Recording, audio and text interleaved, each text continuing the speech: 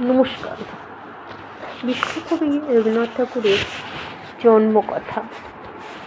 খোকা মাকে সুধায় ডেকে এলেম আমি কোথা থেকে, কোনখানে তুই কুড়িয়ে পেলি আমারে। মা শুনে কয় হেসে কেঁদে, খোকারে তার বুকে বেঁধে ইচ্ছে হয়েছিলি মনের মাঝারে।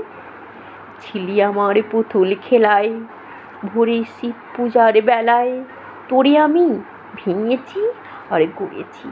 তুই আমার ঠাকুরের শনি, ছিলি পূজার সিংহাসনে, তারই পূজায় তোমারই পূজা করেছি।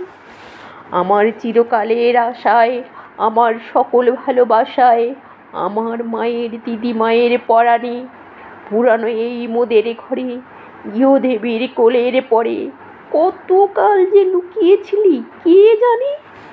যৌবনীতে যখন হিয়া উঠেছিল পুষ্পটিয়া, তুই ছিলি সৌরভের মতো মিলায়।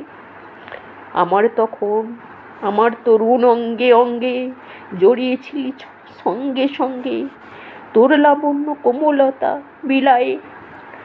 সব দেবতার আদরের ধন, নিত্যকালের তুই পুরাতন, তুই প্রভাতের আলোর সমবয়সী।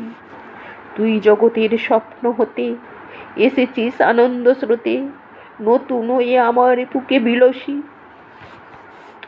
নির্বিমেষে তোমায় হেরে তোর রহস্য বুঝিনি রে, সবার ছিলি আমার হলে কেমনে।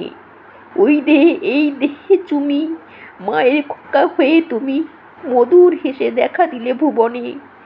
হারাই হারাই ভয়ে গোতাই, বুকে চেপে রাখতে যে চাই, কেঁদে মরি একটু সরে দাঁড়ালে।